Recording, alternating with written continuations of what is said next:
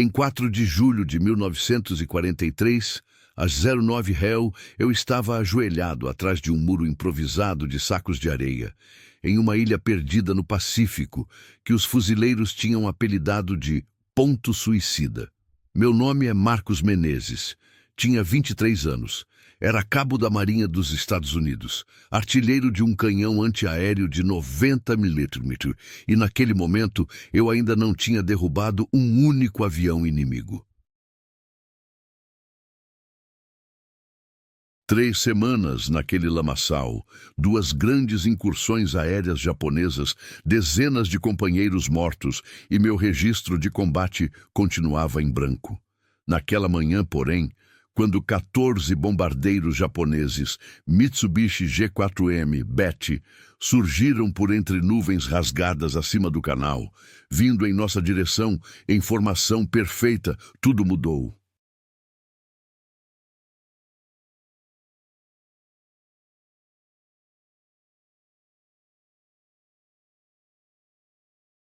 O que ninguém sabia, nem os japoneses, nem nossos oficiais, nem eu, é que em menos de meia hora, aquele pedaço de praia deixaria de ser sinônimo de derrota para se tornar símbolo de algo que ninguém imaginava possível. Um único fuzileiro, com um único canhão, ajudando a derrubar 12 bombardeiros em uma única ação, mudando para sempre a matemática da defesa antiaérea no Pacífico. O dia em que Ponto Suicida mudou não começou com heroísmo. Começou com medo, lama, sucata que chamávamos de equipamento e a certeza de que, se falhássemos mais uma vez, talvez não sobrasse ninguém para contar a história. Naquela ilha, que para nós era apenas Ponto Suicida, mas nos mapas atendia por Ilhéus de Santo Tomé, em um arquipélago remoto usado como base avançada na campanha das Ilhas Salomão. Tudo cheirava a combustível queimado e carne queimada desde o ataque de 2 dias antes. No dia 2 de julho, por volta das 14h, os japoneses tinham vindo em força. 16 bombardeiros escoltados por mais de 300 caças. O radar tinha sido destruído em um ataque anterior. Sem aviso, sem preparação, vimos os Bettys rasando a água, subindo apenas o suficiente para despejar bombas sobre depósitos de combustível, pilhas de munição e até o hospital de campanha. 57 americanos mortos em menos de 15 minutos, 63 feridos. 2 dos nossos 6 canhões pesados de 155 milímetros transformados em carcaças retorcidas. Lembro dos carregadores de munição derretendo como cera e de um caminhão pegando fogo como se fosse feito de papel. Minha guarnição disparou 30 tiros naquela tarde. Não acertamos nada. As bombas caíam tão perto que a areia explodia na nossa cara. Quando a noite chegou, o apelido Ponto Suicida já tinha grudado na ilha como o cheiro de fumaça grudou nas nossas roupas. Na madrugada do dia 3, o comandante do nosso batalhão de defesa, o tenente-coronel Douglas Almeida, chamou todas as guarnições dos 90 mm. Ele não gostava de discursos.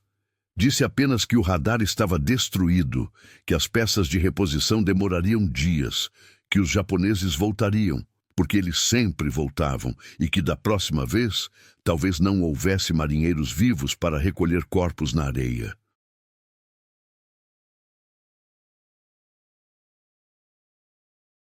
Eu passei a noite limpando meu canhão M1 de 90 milímetros, uma arma de 9 toneladas, capaz de mandar um projétil de 11 quilos a mais de 10 mil metros de altura, e pensando que tudo aquilo era impressionante na teoria, mas inútil sem um radar que dissesse onde mirar.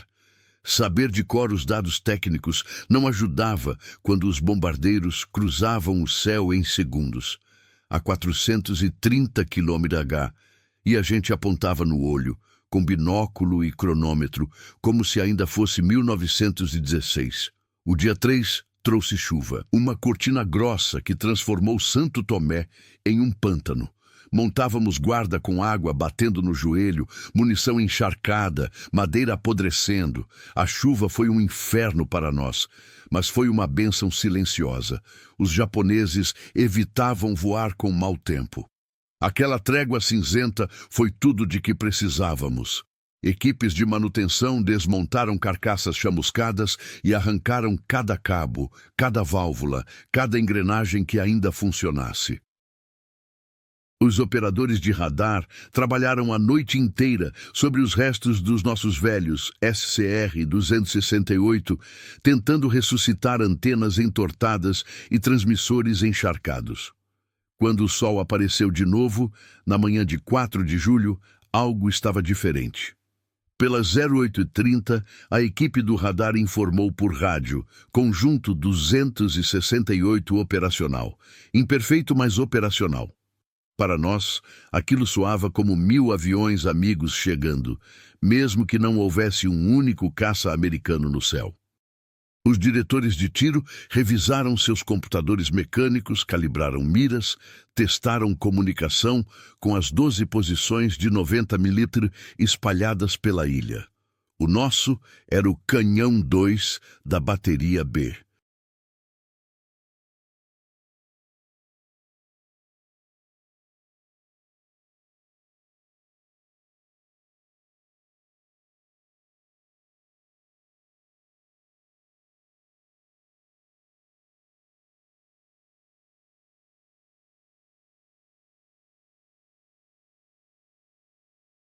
Éramos apenas 4 homens numa arma enorme.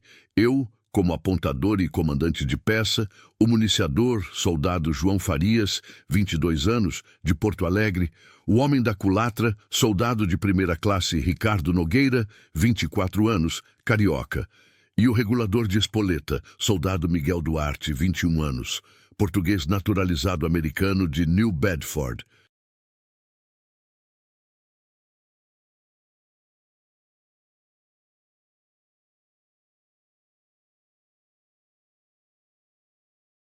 A gente tinha repetido o ciclo de carregamento e disparo milhares de vezes no treinamento, mas treinamento nenhum prepara alguém para ver um Betty vomitando bombas em cima de amigos que você conheceu no navio de transporte. Às 08h45, o rádio chiou de novo. Contato de radar, múltiplos alvos, rumo 310 graus, distância 190 quilômetros, altitude 4.200 metros, velocidade 270 nós.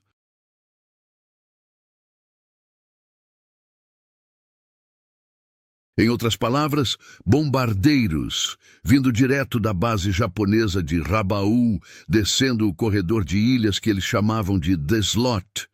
E o ponto final daquele corredor éramos nós. O tenente-coronel Almeida deu a ordem seca. Todas as baterias prontas para combate.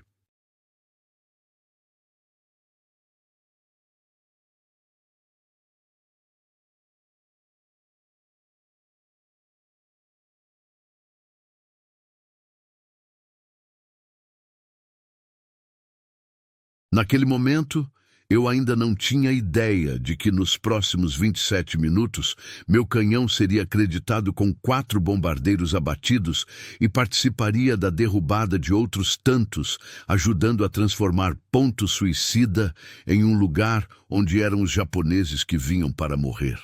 À medida que o eco no radar se aproximava, a ilha mudava de humor. O calor, o cheiro de mangue, o zumbido dos insetos, tudo desaparecia atrás do uivo crescente da sirene de ataque aéreo.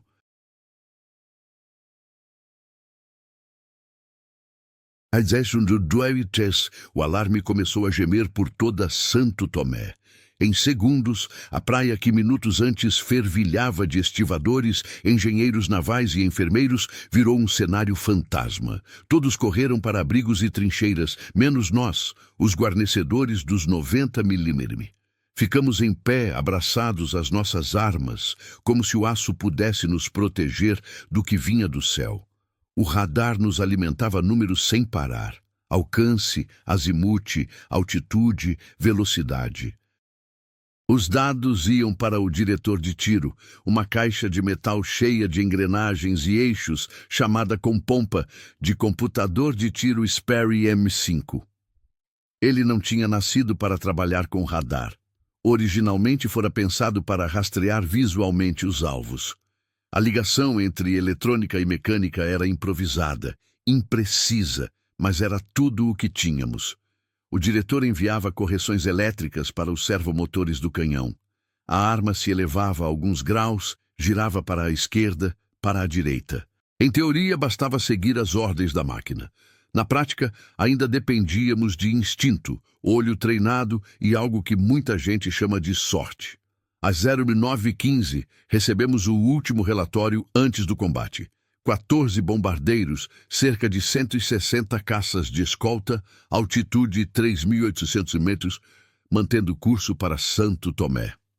Não tínhamos um único caça para interceptá-los.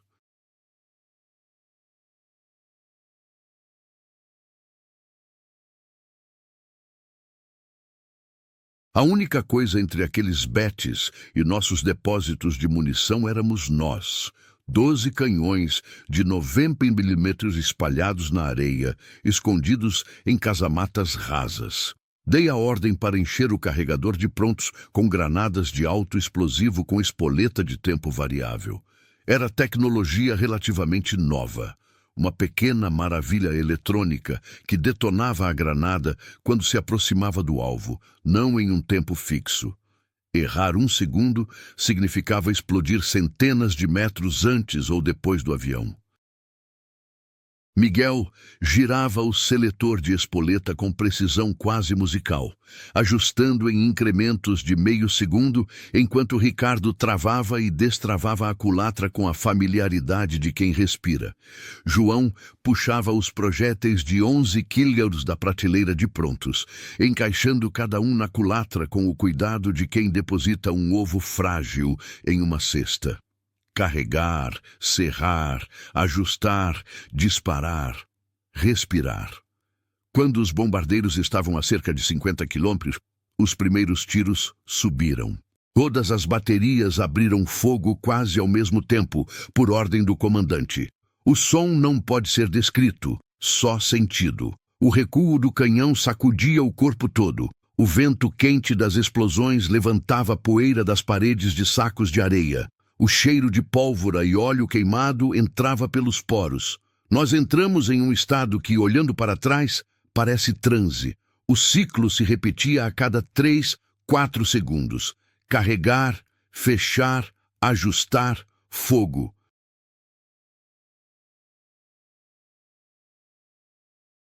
A voz do operador de radar vinha pelo fone, abafada pelos estampidos.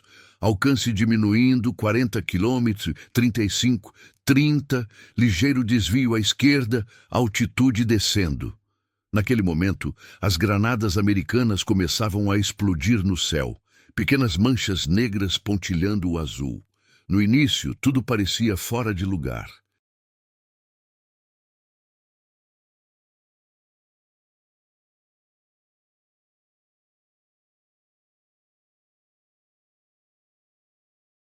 As explosões surgiam alguns metros à frente, depois atrás, depois acima das formações de Betis, e os pilotos japoneses, acostumados à nossa imprecisão, mantinham o curso com um tipo de arrogância treinada.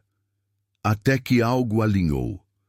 Um retorno de radar mais limpo, uma pequena correção de engrenagem no Sperry, um ajuste de meio segundo na espoleta. É difícil dizer. Só sei que, a uns 20 quilômetros de distância, o nosso diretor travou firme no BET líder da formação principal.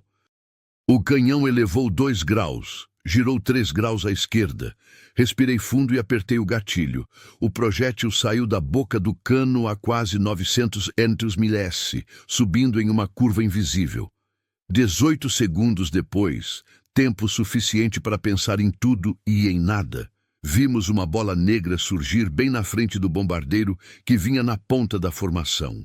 Ele voou direto para dentro da nuvem de estilhaços.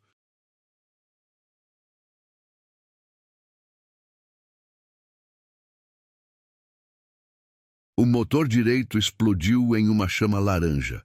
O avião balançou, mas continuou firme por alguns segundos, como se estivesse tentando provar algo.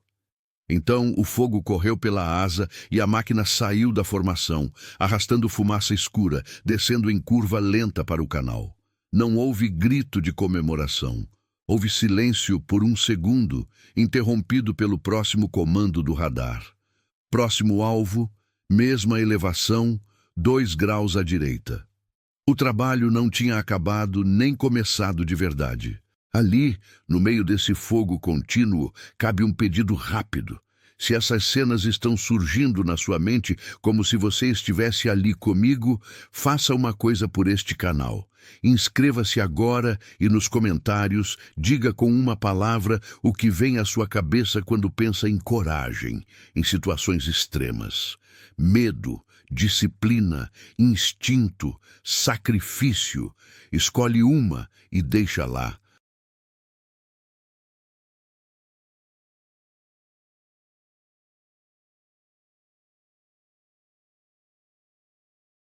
Ler essas palavras enquanto se conta histórias como essa ajuda a manter vivo algo que as estatísticas não mostram. O que passa dentro da cabeça de quem puxa o gatilho. Quando o primeiro bet caiu, algo na formação japonesa se quebrou, mesmo que de forma invisível.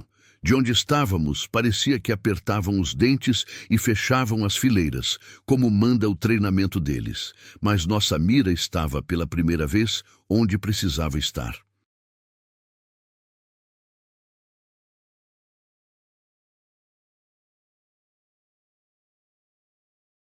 Um segundo bombardeiro levou uma rajada de estilhaços na fuselagem. Vimos pedaços do estabilizador traseiro se soltarem, o avião entrar em giro que começou lento e terminou em queda descontrolada até o mar. Um terceiro tentou sair pela direita, buscando a sombra de nuvens isoladas, mas o radar continuava vendo tudo. O canhão da bateria D pegou esse. Vimos o brilho da explosão de espoleta exatamente sob a barriga do avião, e ele dobrou no meio como se tivesse sido partido por uma mão gigante. Em poucos minutos de fogo contínuo, 3 bombardeiros já estavam fora de combate. 2 caídos no mar, um provavelmente destinado a cair longe da costa. Os japoneses tomaram uma decisão instintiva. Largaram parte das bombas mais cedo, a vários quilômetros da praia, tentando livrar peso e ganhar altitude. As colunas de água explodindo no oceano eram belas e absurdamente inúteis. Nenhuma bomba caiu em Santo Tomé naquele ataque. Para nós, porém, não havia tempo para apreciar isso. O cano do nosso 90mm começava a ficar vermelho, quase brilhando sob o sol encoberto. Em menos de 10 minutos, tínhamos disparado mais de 40 granadas. A arma tinha sido projetada para fogo intenso, mas não para um inferno ininterrupto como aquele. Havia um ponto em que o aço podia empenar, a precisão sumir. Eu sabia disso, e continuei puxando o gatilho. Mais 2 betes tentaram fugir voando baixo, quase lambendo a superfície do mar para sair do cone do radar. Funcionaria contra aparelhos mais antigos, mas nossos operadores tinham encontrado um jeito de rastrear até alvos a 900 metros de altitude. Baterias diferentes escolheram alvos diferentes naquela confusão de fumaça, metal, nuvens e gritos cambaleantes no rádio.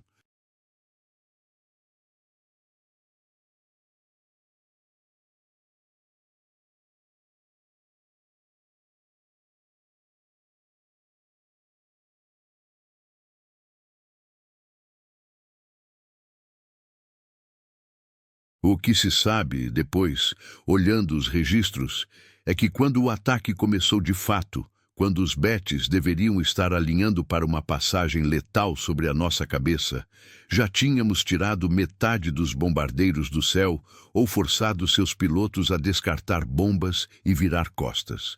Em cerca de 20 minutos de combate, 10 dos 14 tinham sido abatidos, espalhando destroços em um arco de quase 15 quilômetros de mar e selva. O restante foi ainda pior e mais rápido para eles. Quando os poucos Betes sobreviventes perceberam que cruzar diretamente sobre Santo Tomé era certeza de caminhar para paredes de explosões negras, começaram a quebrar formação, fugindo em linhas individuais. Alguns rumo ao norte aberto, outros tentando alcançar a segurança relativa de outras ilhas ocupadas pelos japoneses.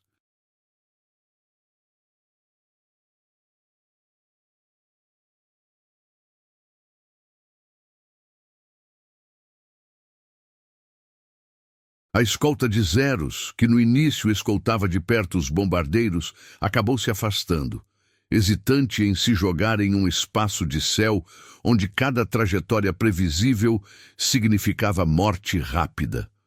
Vimos pontos prateados subindo e virando para longe, caças se retirando enquanto os grandes bombardeiros pesados ficavam para trás. Um Bet que tentava ganhar altitude, acreditando que subir a 5.000, depois 6. 0 metros o colocaria fora do alcance eficaz dos nossos 90 milímetros. Virou alvo da minha peça mais uma vez. O diretor de tiro calculou uma solução ousada, inclinando o cano ao limite. Disparamos uma sequência de 3 tiros calculados para explodir à frente da rota esperada. O primeiro errou alto, o segundo estourou abaixo, o terceiro explodiu a poucos metros da asa esquerda do bombardeiro. Ele não se partiu imediatamente, mas o fogo tomou conta da metade da fuselagem e logo vimos a asa dobrar e se soltar.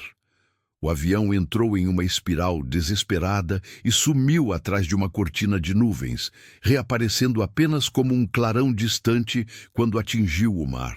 Outros canhões na ilha completaram o serviço, mais 2 Betes, um atingido direto no motor de bombordo, outro com a cauda simplesmente arrancada por estilhaços. No fim das contas, dos 14 bombardeiros que partiram de Rabaul naquela manhã, apenas 2 conseguiram sair voando em direção ao noroeste, ambos fumegantes, provavelmente com combustível vazando, condenados a tentar chegar em casa com reservatórios vazios e estruturas comprometidas.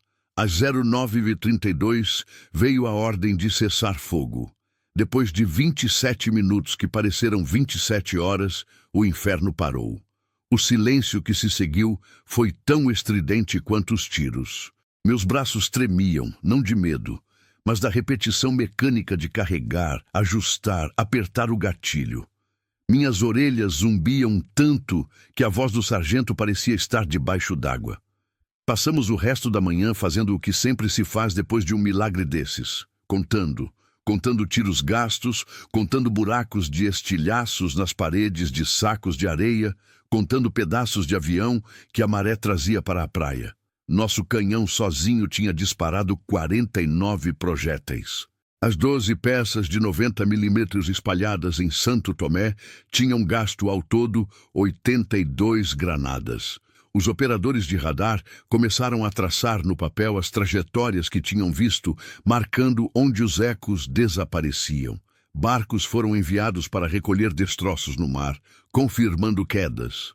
Cada guarnição de canhão fazia suas contas mentais, reivindicando aviões derrubados com a pouca objetividade possível no calor de uma batalha aérea.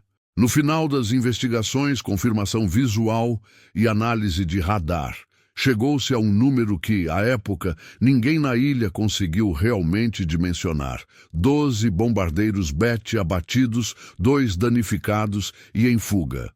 Taxa de destruição de quase 90%, uma relação tiros Abate que deixaria qualquer manual de artilharia de boca aberta.